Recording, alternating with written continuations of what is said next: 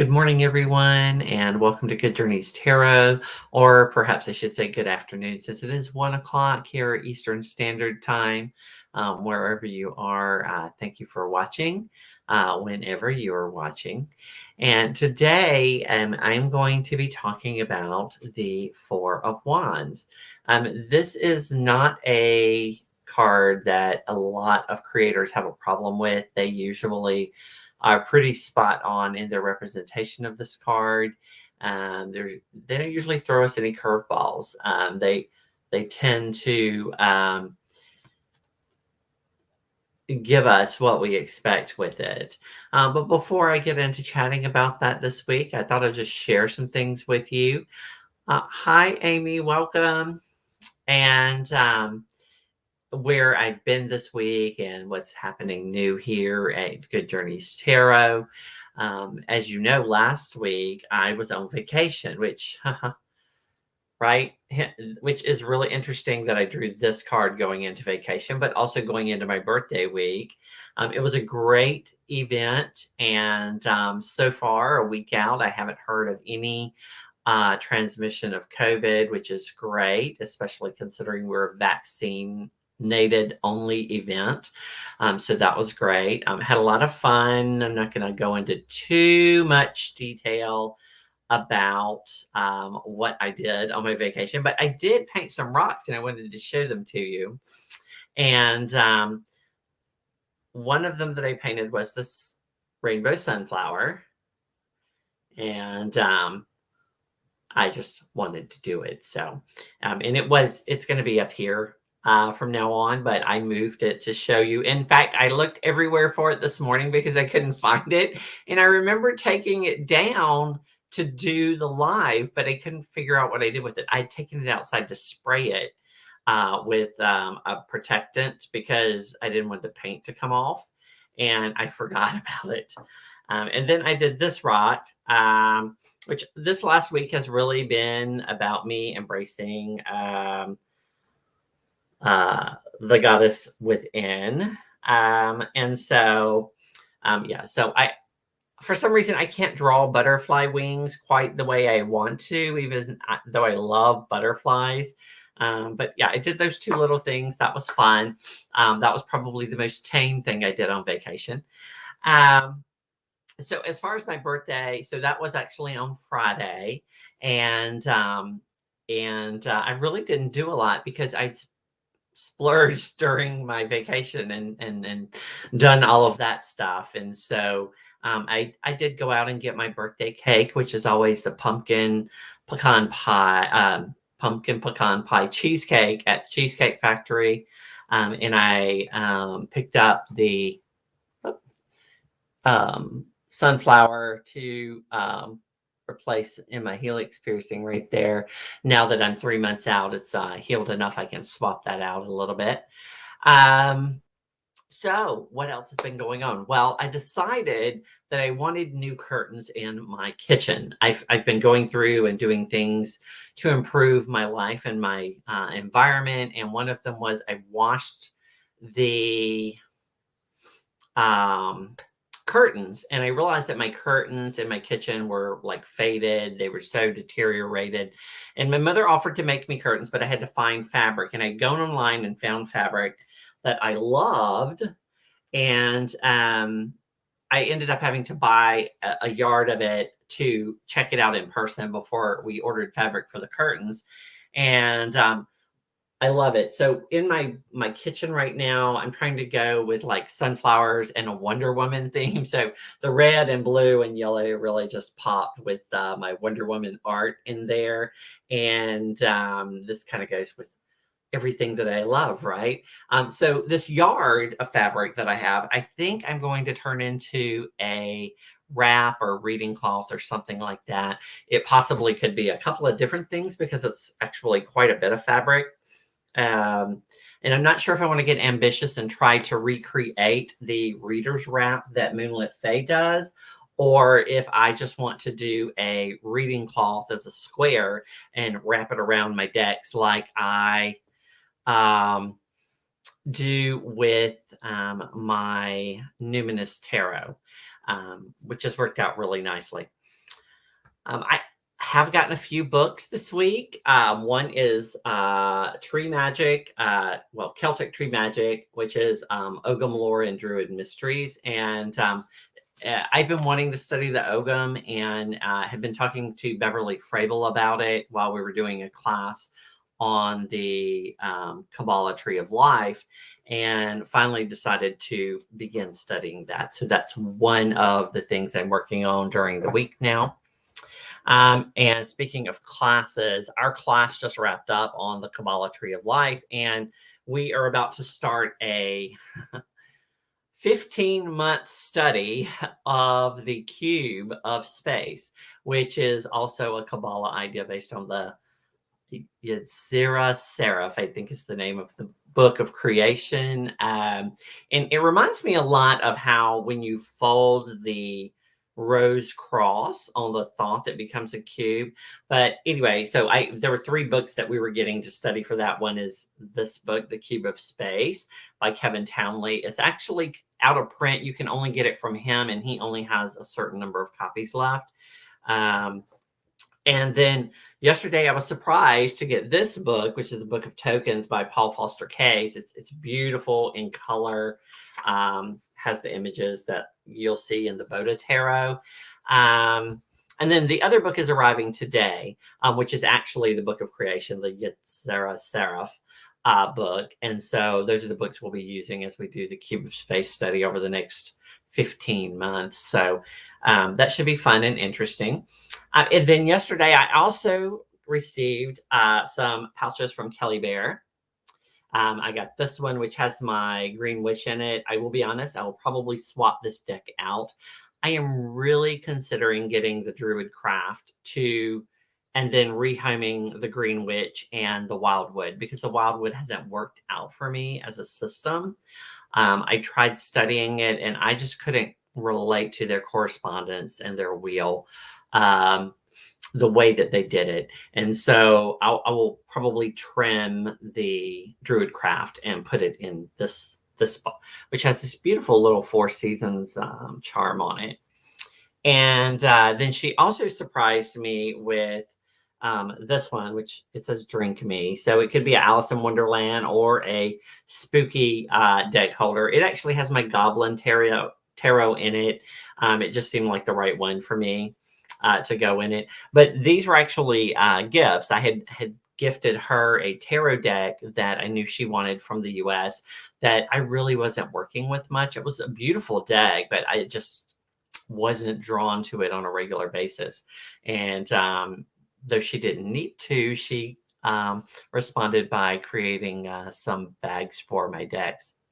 So those are all of the things that have been going on. I know it was a lot of stuff because it's been 2 weeks since we've met. And so, yeah, I totally get that.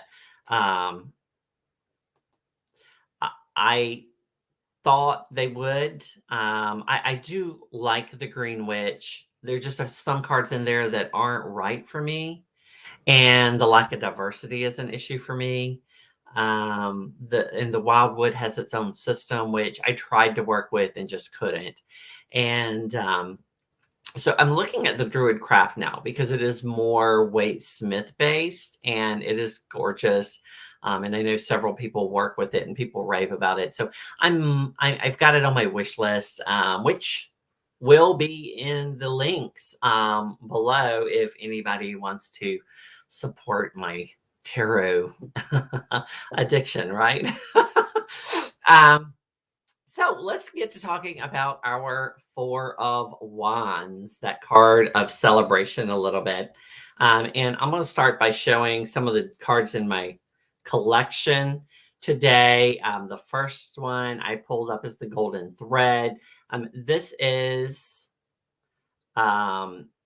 a simplification of the Waite Smith image, which is really lovely. It doesn't actually have the people dancing, but it has all of the other elements. This Might Hurt follows the RWS a bit as well, though it has the bunnies there versus the people. And here we have the Uncommon Tarot. This is a deck that individually the cards aren't like spectacular to me, but the deck itself speaks very clearly to me. And then one of my newest decks here is the Pocket Appears card, which is lovely. It actually focuses on 2 happy people. And here's the Star Seekers. This is a deck that's now in purgatory. I might actually rehome this deck. I'm having a hard time working with it. The cards just are sticking together way too much for me, though they are very beautiful.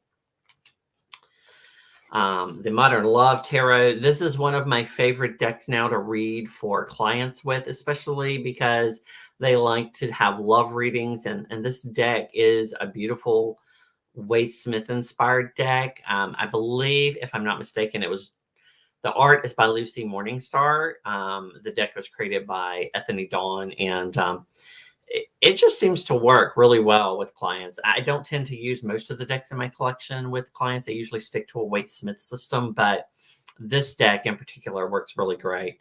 And now we're going to get into some cards that are just slightly different. Now, this is the Numinous Tarot. The biggest difference is this is called Candles, and it's actually a crowd of people dancing versus 2 people dancing in front of a crowd. It's a gorgeous deck, which Kelly Bear had suggested several times, and that I finally decided to break down and grab. And then here is our Goblin Tarot.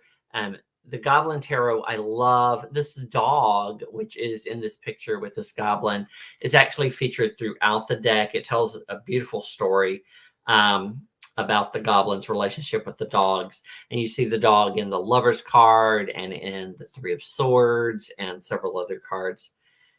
Here is the Slow Tarot, which is a different take. But still, you see that happy marching band in the background and the people happily going about their day in the front. There's the Light Seers, which has the dancing, and in the background, a tent or yurt. It's a lovely card. It doesn't have the crowd, of course, that you have in... so purgatory is a phrase that Lisa Palpez has been using for decks that you aren't really working with, but you're not sure if you want to get rid of yet. And then, of course, I have like 6 decks that I'm trying to rehome, and I've had very little success with. Because obviously they don't speak to a lot of people, right? I do love the Curious Travels card. After having studied it for a while, the bees dancing in the air around the flowers.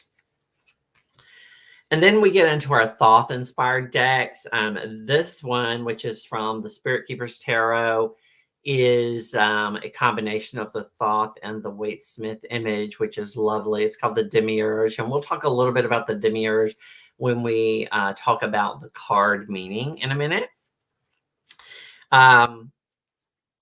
Robin Scott did the same thing in her deck, where she incorporated the Thoth image of the wands with an everyday image. In this case, people raising their placards from their protest and victory, very reminiscent of certain events.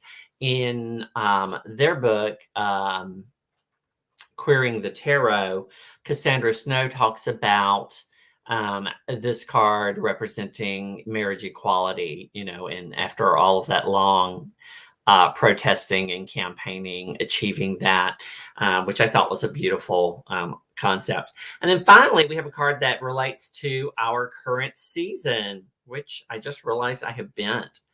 Not a good thing. And this is the Lost Hollow Tarot, which has multiple strength and justice cards to make it either Wade Smith or Thoth based. And it has dancing skeletons. So happy Halloween, everyone. Happy Samhain. So those are just some of the cards from my collection. And there's so many more than other weeks because people seem to understand this idea of celebration. So today I want to share with you the guidebook mock-up that I've done for this card, because I've not done that before. And one of the reasons I did the tag, what I like in a guidebook, was to kind of gauge what I needed to be including in it. And so I thought I'd show it and get some feedback from people about what they like and they don't like. And also it'll be a great way for us to share our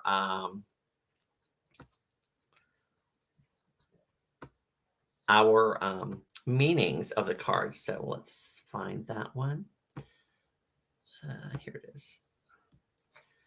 Okay, so this is the card, the pages right now. I'm trying to keep it to 2 pages per card. You'll actually see the card I created, which we'll talk a little bit about in a minute. But I've been including the Golden Dawn name for the card, which now I realize I have a editing mistake there that I need to work on. And then I have a brief description.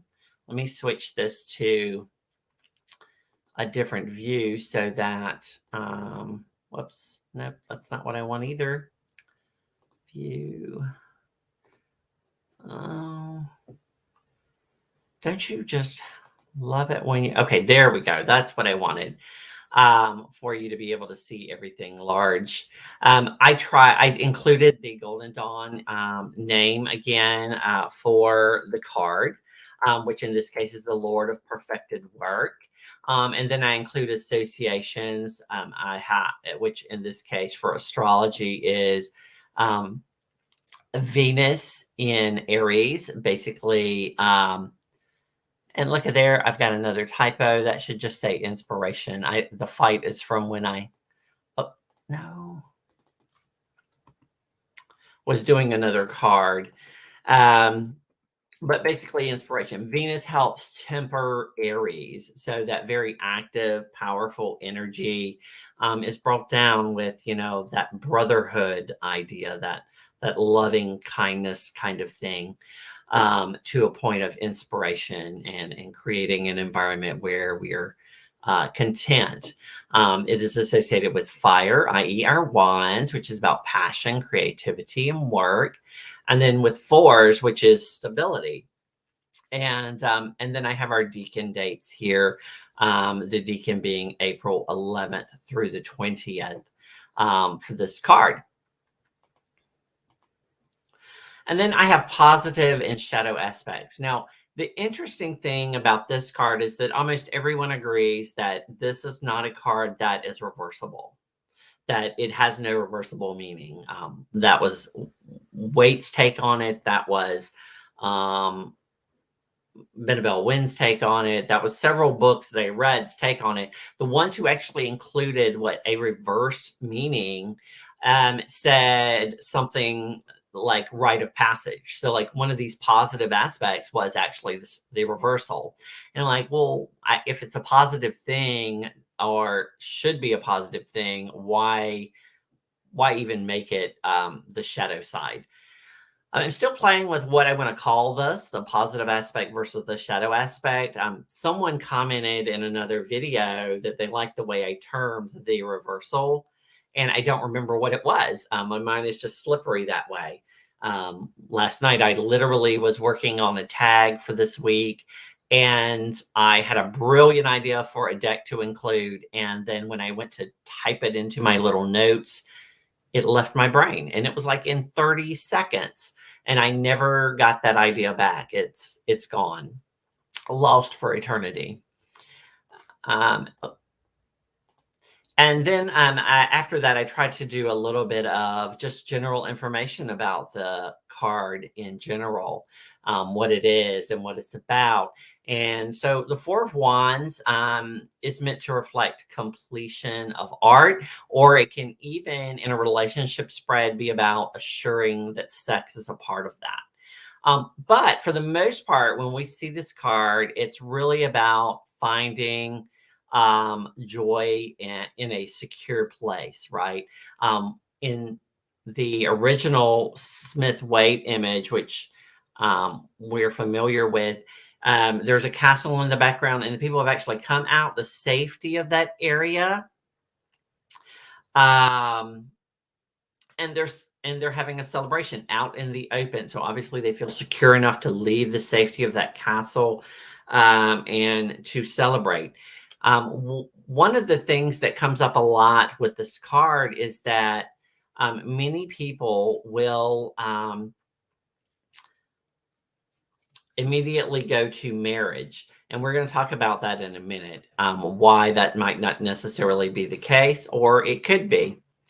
You are right, Amy. Yes, it could be a delay or a postponement.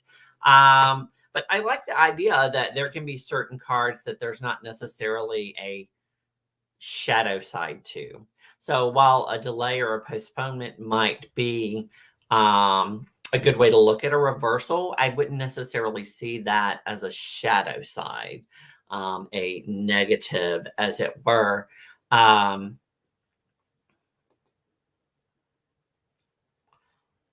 hmm. And that's actually true too. Yeah, nothing can last forever, which is something that I explored in my week ahead reading last week, when I was talking about coming down from that vacation experience. So people have now left the confines of the castle and they're celebrating and they're having fun without the worry of risk. And the important thing is that they are in the company of others. So whether that's their family, friends, or like-minded individuals, there are people with them celebrating this safe place. I'm going to turn on my fan because I'm getting warm and it'll make a little noise. So on the Tree of Life, as we talked about a little bit earlier, the fours are associated with chesed, which is where we find mercy. So this is where we're building or receiving loving kindness. And so, which leads to that experience of joy, right? That celebration that we see in the card. We mentioned earlier the Demiurge. So the Demiurge is this idea of the spirit, which is the spiritual and intellectual architect of the universe. So basically, someone who has achieved their perfect work, and so now they can celebrate that they've accomplished this. And that's a concept that we see in the Spirit Keepers Tarot a lot. It's also mentioned in several books on the Waite Smith, as well as the Thoth in particular. Another thing that I've been putting in the guidebook are symbols. And I try, when I created my cards, to choose symbols that were also in the Smith Waite card, or the Thoth card, that I thought were vital. And you'll see I'm still typing this as we speak today. One is two people dancing. And the reason that I find that important is because that's actually the central focus of most cards. It are the two beings that are celebrating, right? And for me, that's an important aspect. And a lot of times now, people will make that a couple, a man and a woman. And it can be very hard to see in the Smith Waite image who those people are. But if you read Waite's pictorial guide, he specifically says it's two women. This is the idea of sisterhood, of freedom and celebration, which is why they're dancing or celebrating in the picture. But it's two women, according to Waite. And while it could still be interpreted as a couple, i.e., in a relationship reading, a celebration, it can also represent that sex is a part of that relationship in a relationship reading. It was meant to be more about coming together with others who have a shared experience, which is what that crowd is about. That crowd is there in support of these two individuals, or at least as part of the same community of these two individuals. And so community is a vital part of the card. Now, in my card, I actually used a church, and I'm going to talk a little bit more about that when we look at this image closer. But that church basically represents what we see as the castle in the Rider-Waite deck, a place where people are coming out of, a place of shelter to the rest of the world and feeling safe in that world. And we'll talk a little bit about that in the future. So I'm also including a personal reflection, which I've not yet written for this particular card. and then a description of the card. And I tried to not just physically describe the card, but to add a little bit of meaning to it that may not have come across when I talked about the card here. And so in this case, there are two people dancing in a field of grass. I use the term people in my description of it because while they appear as female, they could be something other than specifically female. They could be anywhere on the gender spectrum for that matter. And they're dancing outside the confines of a church as a crowd exits it. So, you know, often, again, we view this as a couple. Waite's explanation of the card is that they're two women. And so that idea of sisterhood coming in again. This card is really about connection with others and a shared sense of freedom. You know, I know as a child going to church, and for that matter, having spoken to people of various faiths, as children, particularly when they go to a service, there's a sense of relief, freedom. When they exit, they get to be out in the world again. And so that's one of the reasons that I chose this, because I'm trying to make the images personal to my life. And while a religious group like a church can be a safe place, under the right circumstances, okay, i.e., human ego not interfering with the spiritual experience of a like-minded group of people, there is a sense of relief when you're out, right? And when you're able to be yourself and not worry about what everyone else around you is thinking in the confines of that space. And for everyone, even those who want to be there, there's a sense of freedom and relief once you've left, because you no longer feel that you have to be your best self, right? And so that's kind of where I was going with my use of the church. So I'm going to now look at that image a little closer with you. And share screen. Nope. Window. This one. Share. So this is the image that I ended up creating, and it is a church in the background and people leaving it, and two people dancing in the front. I did do them in blue and pink on purpose, trying to draw on this idea that while they appear as female, they could actually be any spectrum of gender. Particularly in my case, being a transgender woman, having that little bit of representation there, and still having some of the aspects of that Waite Smith image, the building, our castle, in this case, a church, the crowd who has a shared experience with you. And then, of course, the branches are four wands, as it were, in the card. I'm contemplating needing to change this grassy field because it's a little too realistic compared to the rest of the image. However, I like that it goes from darker to light. So you get this idea that the sun is shining in the background, hence the yellow sky, and it's shining down upon us as we are leaving the confines of that space.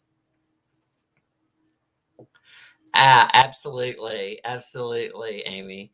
I know a lot of people get that feeling from whatever the experience may be. I mean, it could be any event, really. I mean, this could have been an auditorium, a theater.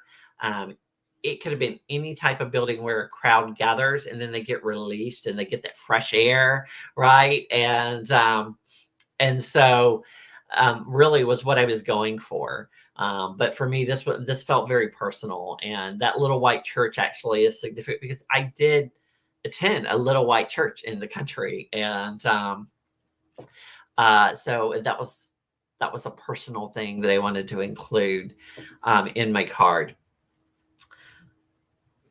I haven't yet shared my coloring. I will say that I am still hoping someone's going to gift me the flesh markers that I have on my wish list, because I'm so tired of coloring people pink and red. and brown. I'd like to have some other shades.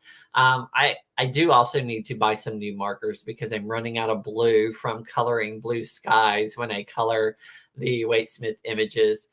This was a really hard image to color because there's not a lot of detail. You can't make out what's actually going on in there, particularly in this canopy here.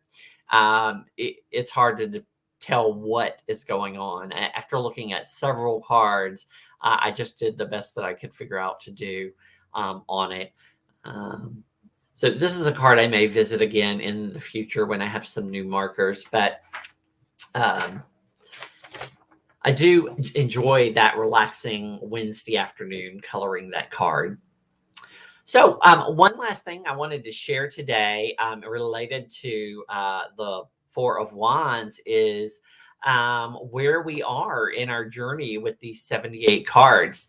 We actually are moving right along, and we are now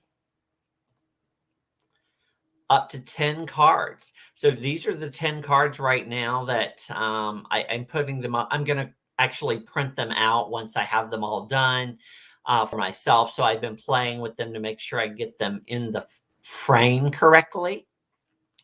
Like, for example, here in the Nine of Swords or Nine of Air, I wanted to make sure I had 9 blades. And so I played with this image until I got it to where it would print with just the 9 blades of these scissors here. I had to play with this one a little while to make sure that all of the bottles got into the frame, as well as the little rainbow flag. Let's see. The others all seem to fit pretty well for me as I did them. There's our Moon card and our Four of Wands. One of the reasons I'm doing the black borders is just for me, I like a border. It helps me to see things in a frame. And because the pictures in my deck are very unique, like I'm trying to maintain some continuity of imagery. Like you'll see I use the same type of trees in both of these cards, and I've used the same grass in several different cards, and again, like here and here. I felt like that a border would bring them all together, and it also to me just looks cleaner. So that's why I'm doing a border for say. So we're up to 10 cards, and the next week's card, which oddly enough relates to my week ahead spread that I did this morning on Instagram, is the Nine of Pentacles, which, my week ahead spread was about our nesting instinct, enjoying what we have, and which is somewhat what this card is about. There's actually a couple of different ideas behind this card that we're going to talk about next week, from both a positive and a shadow side. I had always seen this card as all positive. This was one of my favorite cards in the tarot for a long time. I associated myself with this person, but I'll be honest, I was never this person until more recently. Like I was never this happy. Maybe I wanted to be this happy or content or safe, secure, whatever your interpretation might be of this card. But that's exactly what I was going for, Amy. Yeah. So that'll be our card for next week. On Wednesday, there will be a tag going up. It's the Trick or Treat tarot tag, which Jason introduced me from Tarot of the Pines yesterday. And it is by another creator whose name I don't remember right now because I don't follow her. I want to say it's Black Mags or Mags Black. It's on the tip of my tongue. So that'll be coming on Wednesday. I'll be filming that right after this. And all week on Instagram, you'll be seeing me post about this card. So thanks for being here, Amy, and everyone else who is watching out there in the replay. Until next time, good journeys.